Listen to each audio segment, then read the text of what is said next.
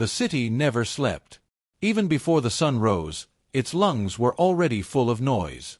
Buses groaned like tired animals, traders shouted prices as if shouting could bend hunger, and tall buildings stood shoulder to shoulder, blocking the sky.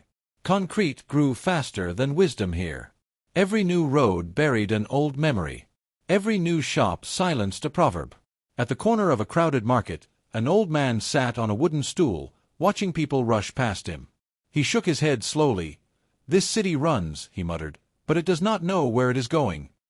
No one stopped to listen. In the city, elders' voices were softer than car horns. Far away, beyond the dust and noise, lay the ancestral villages. Places where mornings began with greetings, not engines. Where children learned stories before numbers, and wisdom was shared like food.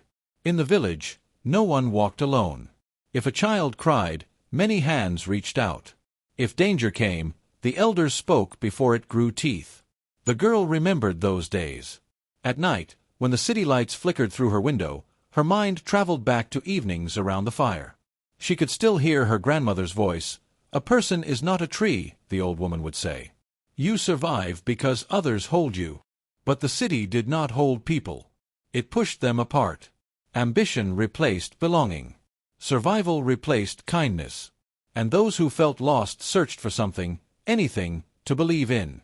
That was how the churches rose. Tall, bright, loud. Their walls promised answers. Their lights shone like stars fallen to the ground. Inside, people cried, prayed, and hoped. Some found comfort. Others found fear dressed as faith. Power sat quietly behind the altar, watching. "They say miracles happen there," a neighbor once told the girl's mother. "Then God must live there," her mother replied, gripping that hope tightly. The girl was the reason her family endured. She woke before dawn and slept after midnight. Her dreams were folded and kept away, like clothes saved for a future wedding. She carried her family's hope on her back the way village women carried water, carefully, silently, without spilling.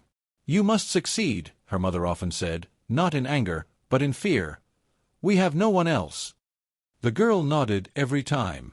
She had learned early that love sometimes came wrapped in pressure. As she stepped into the restless city each day, she did not know that her quiet strength was already being watched, and that hope, when mixed with desperation, could lead people into shadows they did not see yet. People noticed the girl wherever she went. Not because she was loud, but because she moved gently, like water that knows its path. Her smile was soft, her words careful. When she helped an old woman lift a basket or shared her food with a hungry child, eyes followed her. "Such a good girl," women whispered in the market. "Beauty like that attracts favor," some said with admiration. Others lowered their voices. "Too much light draws shadows," they warned. The girl heard these words but did not understand them fully. She only knew how to be kind. She did not know that kindness, in a crowded city, could invite envy. Some eyes watched her with warmth. Others watched her with hunger masked as praise. By evening, whispers followed her footsteps like dust. At home, obedience was her first language. From childhood, she was taught to listen, not to question. When elders spoke, she bowed her head. When spiritual leaders instructed, she obeyed without hesitation. "Respect protects you," her mother always said. "Those above you see what you cannot." So the girl learned to silence her doubts. She believed authority was a shield. She did not know that blind obedience could become a rope. Their room in the city was small and heavy with worry. Bills lay folded like bad news.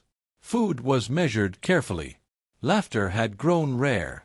Her father stared at walls more than people. Her mother prayed longer each night. "This city is squeezing us," her mother whispered one evening, "but God will not forget us." Faith became their breath. Without it, they felt they would suffocate.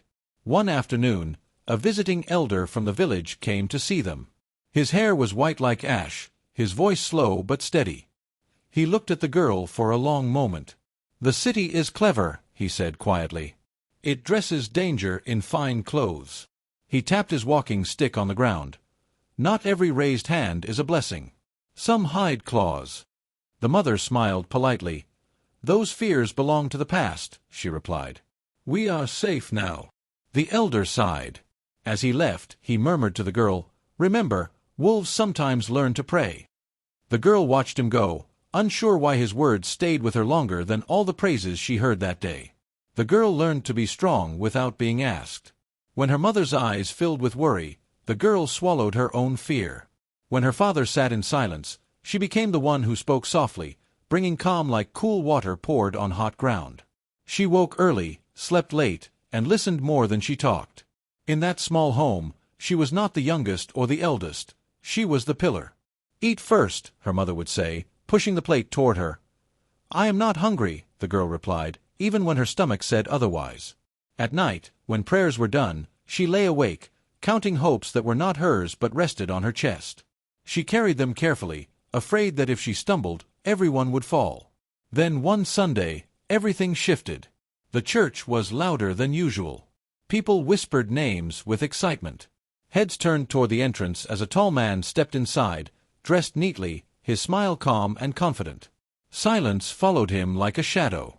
"That is him," someone breathed. "God's servant," another said.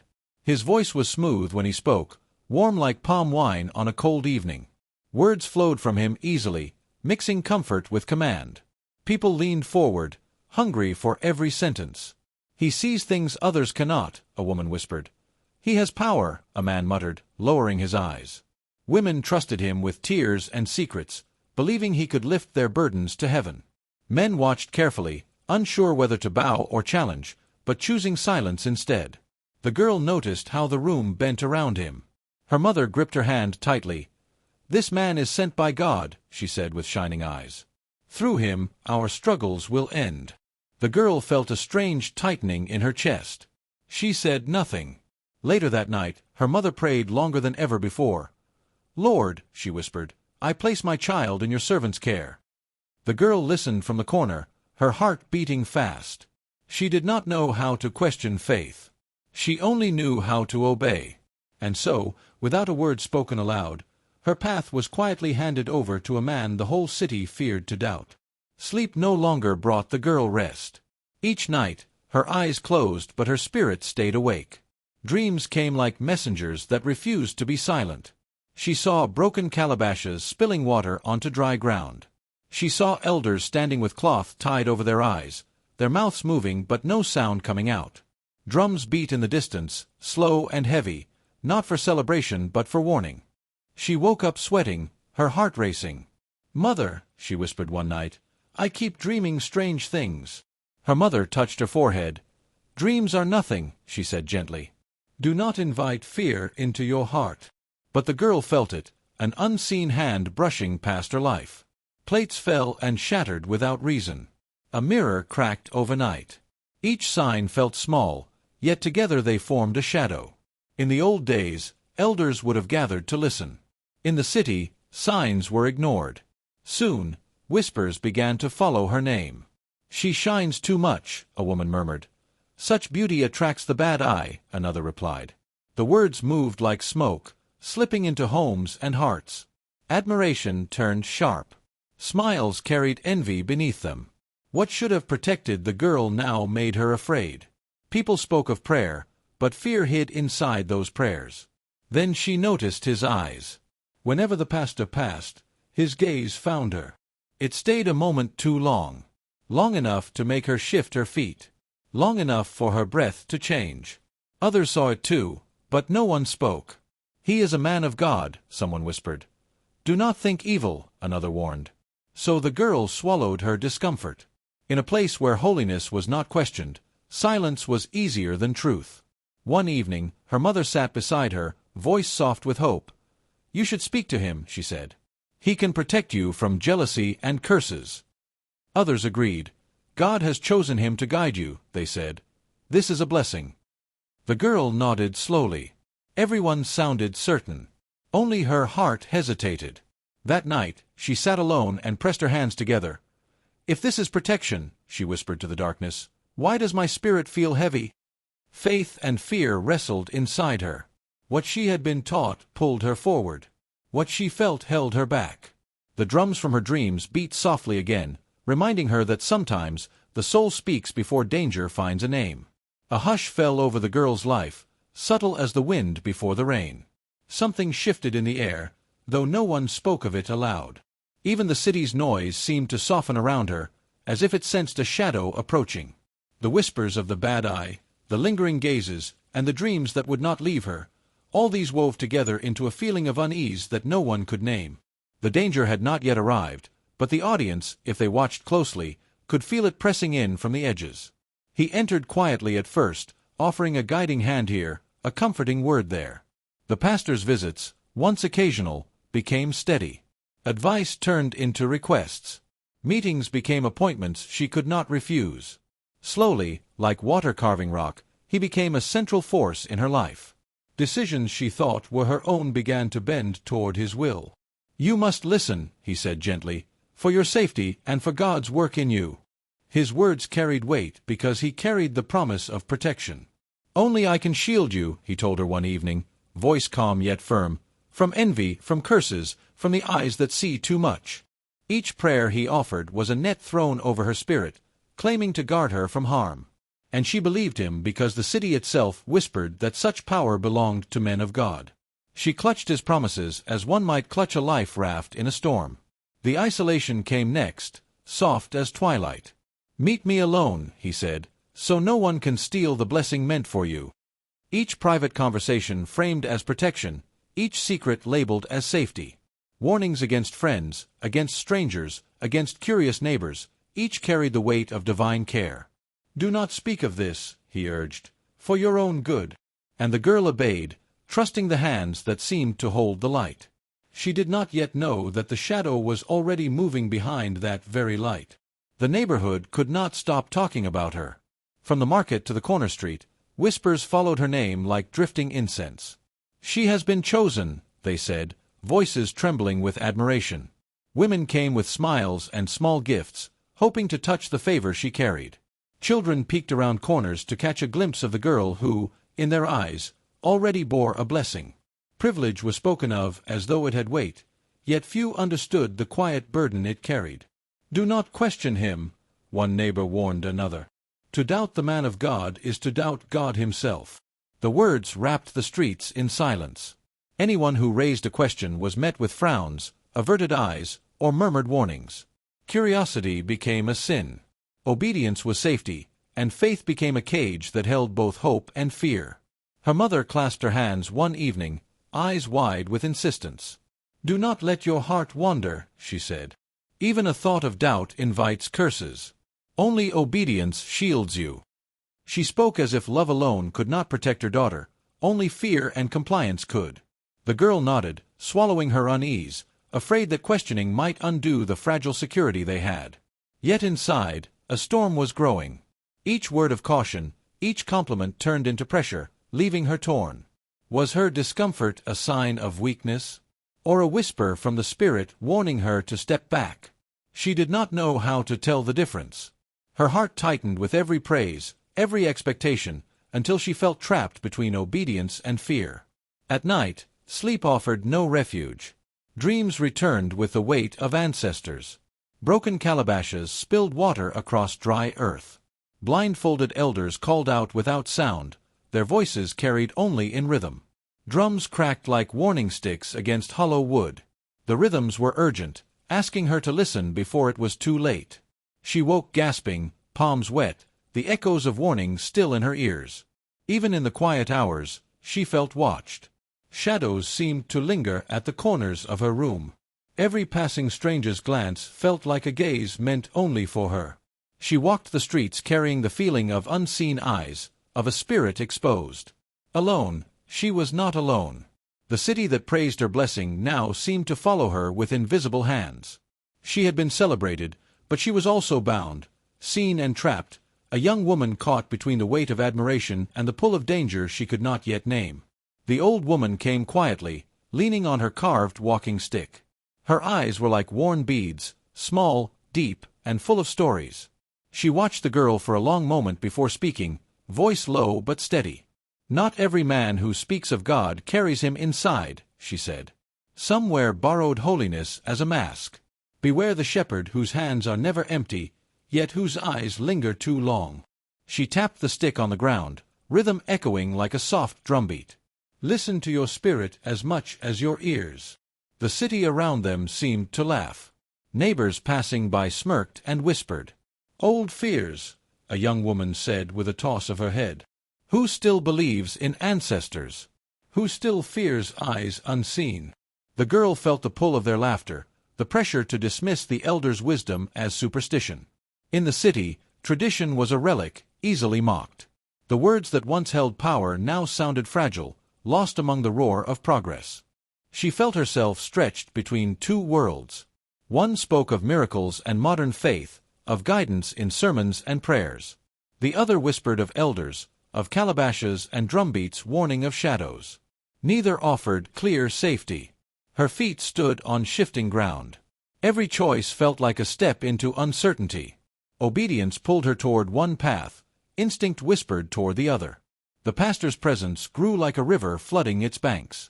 Advice became expectation. Encouragement became instruction. When he spoke of prayer or protection, it was no longer a choice, it was a path she could not refuse. "You must come tomorrow," he said gently, "for your own safety." She nodded, though a small knot of hesitation curled in her stomach. Each meeting took more of her time, her trust, her voice. Pain, once foreign, became familiar. Her chest tightened at his words. Nights grew restless. She questioned herself silently, wondering if fear was weakness. Then he explained. "Trials strengthen the faithful," he said, voice smooth as polished wood. "Discomfort is God's way of molding you. Endure, and you will shine." What once felt wrong became righteous. Confusion became virtue. Fear became devotion. And always, the bad eye was there. The stories of envy, curses, and spiritual attack floated around her like smoke. Every glance from another, every whisper, every moment alone, reminded her of danger. "Trust only what protects you," he said. "Do not listen to those who do not see as God sees." The invisible chains wrapped tighter, not with ropes, but with belief. Fear became her tether, obedience became her cage, and the girl learned to carry it silently, as the elders once carried warnings into the hearts of the young. The laughter of girls once bright in the church halls faded into silence. Where they had sung with voices that could carry over markets and streets, only emptiness remained. Some stopped coming altogether, their absence marked by empty seats and whispers that trailed like shadows. Others attended but spoke no more, their eyes lowered, their hands trembling as if holding invisible chains. The air that once carried song now carried tension, a quiet heaviness that pressed against the walls of the church and against the hearts of those who remained.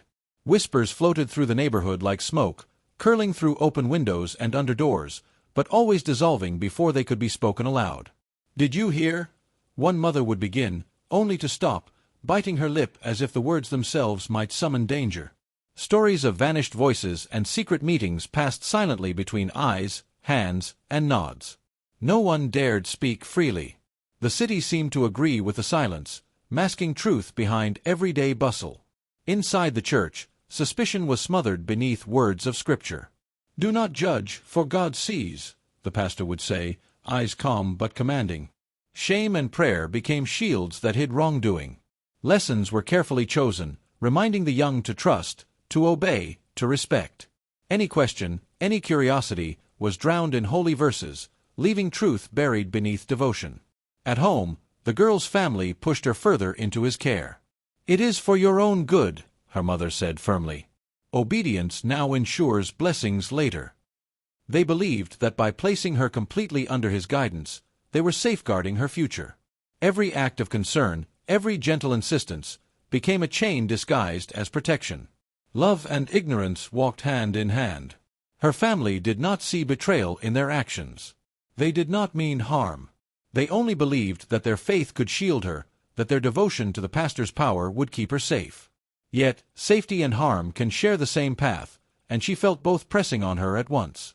Alone among her own people, the girl understood that her voice had been taken.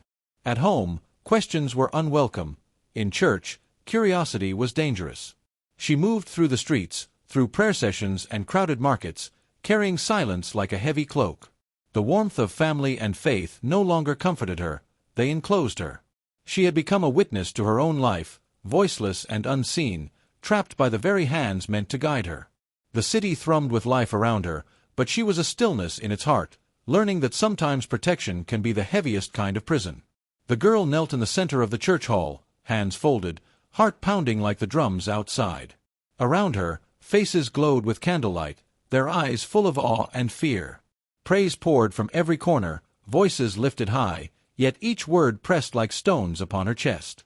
Silence from those who once whispered freely now wrapped her in invisible chains. Every glance, every nod, every quiet prayer felt like a net closing around her.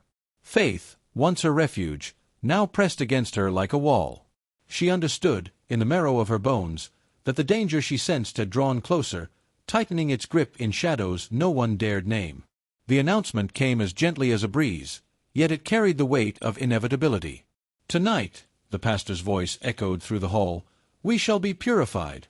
The Spirit will cleanse the faithful and cast out the darkness." Candles flickered as the congregation moved closer, carrying mats, drums, and sacred herbs.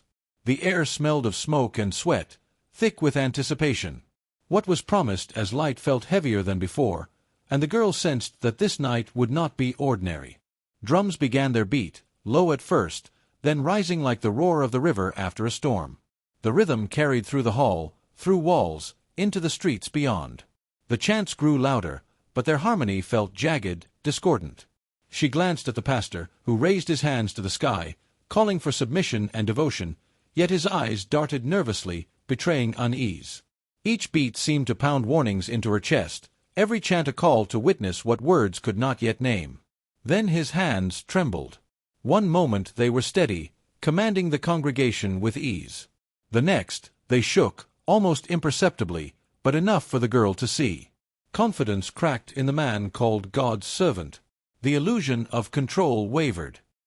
He whispered prayers under his breath, but the rhythm of the drums, the energy of the people, and something unseen pressed against him.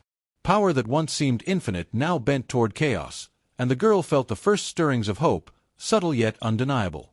A single moment broke the spell. A candle toppled, extinguishing its flame. The wind that entered the hall carried with it the faint smell of smoke and something older, earth, ancestors, truth. Murmurs spread, eyes widened, and in the midst of ritual, a realization bloomed in her heart. Holiness was not here, only control disguised as devotion. The fear she had carried was real, but it was not spiritual. It was human, created to bind her, to shape obedience through shadows and whispers. The lie behind the bad eye came to light. It had never been a curse from God or the ancestors. It was a story told to make her small, to hold her beneath another's hand. Her ancestors had whispered warnings long before the city's drums and praises, and now she understood. Fear had been used as a chain, and obedience as a shackle. The truth pulsed through her like sunlight after rain. She had been taught to fear what was never real, and in that moment she began to see the path toward freedom, clear and sharp, stretching beyond the walls that had tried to contain her. The room, once alive with murmurs of devotion, fell into a stunned silence. The man of God stood at the center, robes heavy with the scent of incense and authority, yet now the weight pressed down in a different way, one of shame, not reverence. The girl's eyes, wide with disbelief, traced the cracks in the mask he had worn so carefully. Every whispered promise of protection, every sermon of light against darkness, had been a shadow cast over truth. He was not the guardian he claimed to be. He was the source of the corruption he had sworn to fight. The robes, symbols of sanctity and divine authority, seemed to sag under their own pretense. A slip here, a tear there, and what was once awe-inspiring became mockery. "These are not holy hands," the girl whispered, trembling but steadying herself. "They are the hands of a man who thrives on fear." Around them, eyes that had bowed in worship now widened in shock, witnessing a figure whose sacred guise had finally unraveled. Candles sputtered and went out, leaving pools of shadow where light had once promised comfort.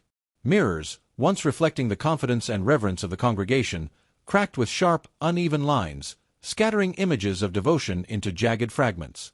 The false images of holiness dissolved under the weight of truth, leaving only the stark reality. The man they trusted had cloaked himself in lies, and the light he offered was borrowed from fear, not faith. The girl's heart, which had pounded with terror for weeks, began to steady. Clarity seeped into her mind like the first sunlight through a rainy sky. She breathed deeply, feeling the chains of fear loosen as understanding replaced confusion. The danger she had sensed was real, but so was her power to see it. For the first time, she felt eyes no longer pressing down on her, not the pastor's, not the community's, but her own, clear and discerning. Within her, voices long forgotten began to rise. Whispers of ancestors, carried through generations, spoke of wisdom, boundaries, and the strength to stand. She remembered the stories of elders who had warned against blind obedience, who taught that respect must never demand silence in the face of wrongdoing. Each heartbeat carried their lessons, each breath recalled the courage of those who came before. And then she understood. Silence had been the cloak under which evil thrived. The obedience demanded of her, framed as piety, had fed corruption and fear. To remain quiet was to empower the very darkness she had feared. Her eyes lifted, her chin rose, and though the hall still trembled with uncertainty, she knew what must be done. Obedience without truth was no virtue. It was complicity. In that moment, fear transformed fully into resolve. The man of God stood stripped of pretense, the shadows of deceit no longer able to hide behind candles or mirrors. And the girl, once small under the weight of expectation, felt the ancestral wisdom guiding her forward, a flame brighter than any false light, a path toward justice that could no longer be denied. The air hung heavy with the scent of incense and tension. Whispers, once quiet and cautious, now rose in a trembling chorus as the truth clawed its way into the open.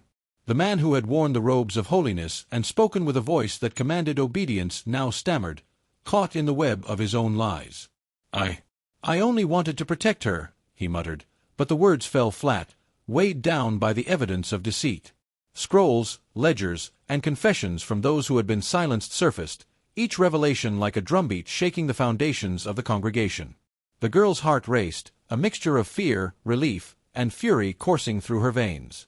Around her, the community froze. Faces once alight with devotion now carried shame, disbelief, and the sharp sting of betrayal. Elders lowered their eyes, muttering prayers that could no longer soothe the wounds of misplaced faith.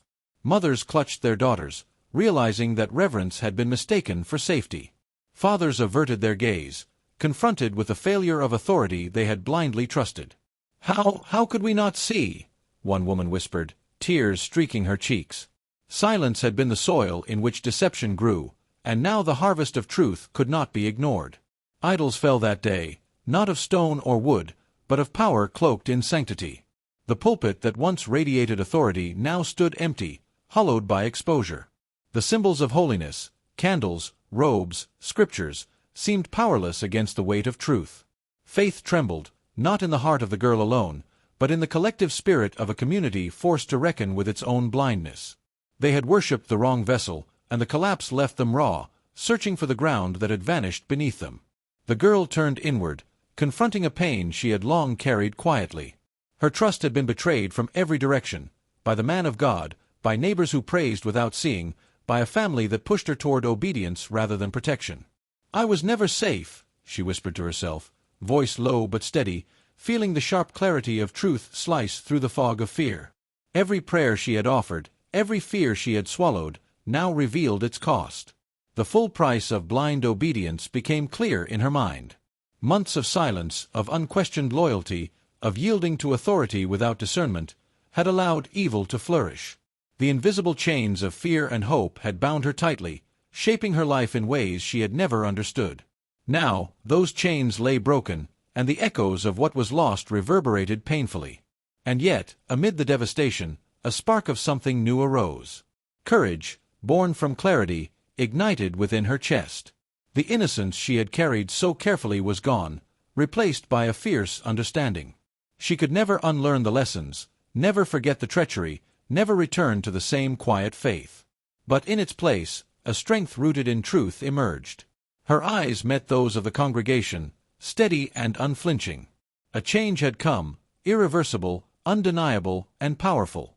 The shadows of lies had lifted, and though the path ahead was uncertain, she now walked it armed with knowledge, courage, and the unshakable voice of her ancestors guiding each step. The man who had once carried the name of holiness now stood in quiet disgrace. His robes, once symbols of power, hung heavy and frayed, his voice trembling where it had once commanded. The congregation, faces tight with shame and disbelief, whispered among themselves. "So, he was never chosen," one elder murmured. Another shook his head. We followed shadows thinking they were light. The girl watched from the edge, her heart steady but her chest tight with the memory of fear and obedience. At last, the shepherd's mask had fallen, and the world could see the man behind it. Judgment came slowly, imperfectly. There were no grand trials, no dramatic condemnations. Yet, truth itself moved like a river through the village, eroding the foundations of lies. The man's authority, built on silence and fear, could no longer hold. Even if punishment was small, the revelation was enough to shift power, to show that exposure could be stronger than blind reverence. "The path of deceit is short-lived," an elder intoned, voice carrying over the hushed crowd. And the girl felt a quiet relief, a sense that justice, though flawed, had begun. Around them, the community reflected on its silence. Mothers, fathers, and neighbors, all who had praised without seeing, questioned their part in the darkness. How had fear and admiration allowed such corruption to flourish? "We were blind," a father admitted, his eyes downcast.